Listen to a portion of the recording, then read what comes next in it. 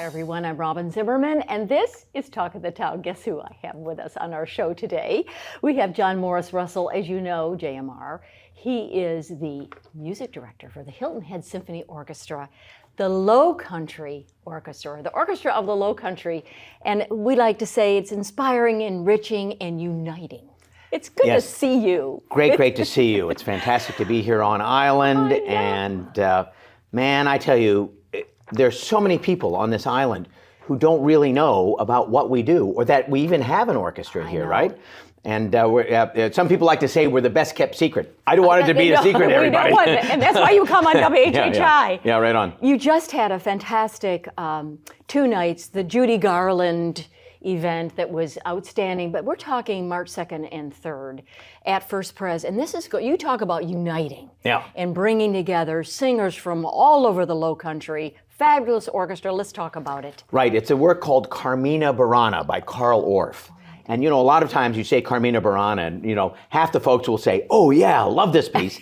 and the other half will say, you know, what is this? But the thing is that everyone knows this piece. They do. Because Why? it is so dynamic, and it is such a riveting piece that movie producers have used it for soundtracks, for trailers and films. I mean, hundreds of films, television, and I just saw one on a little thread on my iPhone. It's music that is used all the time. So we would recognize it. You would recognize it at the very first note, and it is so dynamic and wonderful, and it requires a very, very large forces all the way around. Yes, the orchestra and the singers. So let's talk about the singers. They're coming from all over. Right. So our chorus is going to be made up of, the core of our chorus is the Hilton Head Symphony Orchestra Chorus. Fantastic volunteers.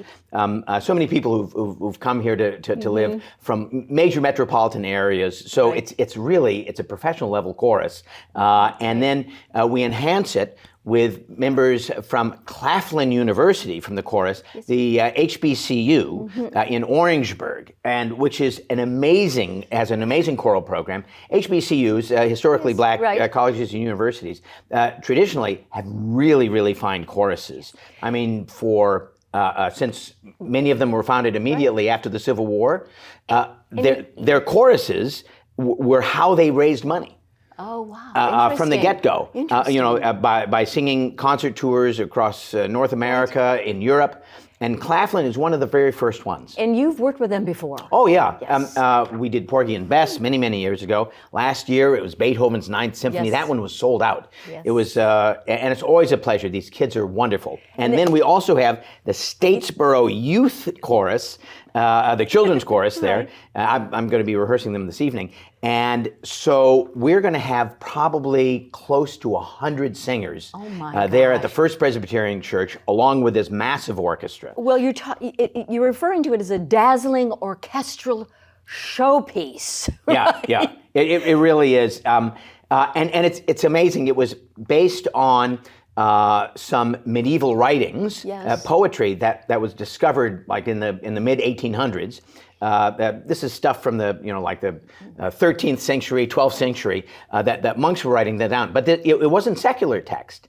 They were writing. I'm sorry, it wasn't sacred text. It was all secular text, and telling stories of life, of fate, of love, of debauchery. Very robust. Oh my goodness! And sometimes these are like downright scandalous. And it is set in this kind of neo-medieval kind of sound world that is just absolutely riveting. And you're going to have world-class operatic singers because of Cheryl Milne's voice experience. We only have 45 seconds left. Can you describe that really quick? They are some of the best operatic singers around, and Cheryl Milne's, the legendary operatic baritone, brings these people to the Lowcountry to coach them, and they're going to be singing with us. And Cheryl Milne himself is going to be giving a masterclass for those kids at Claflin University. It's a spectacular event. Everyone's got to be there for it. All right, and so it's going to be March the 2nd and the 3rd. Right. You always are First Pres, most of the time. Yeah. And it'll be 4 o'clock on that Sunday. 4 o'clock on Sunday, 7:30 on Monday. And we do a little pre-concert talk an hour before the concerts. And folks, And that's Get your tickets now. They're going to be selling very, very fast. all right, and so Yeah. you need to go to the website, and it's hhso.org. Indeed. Maestro, it's so good to be in your presence. Have a great rest of your week, and we'll see you early March. Right on. All Cheers. right, very good. Cheers. And we'll be right back.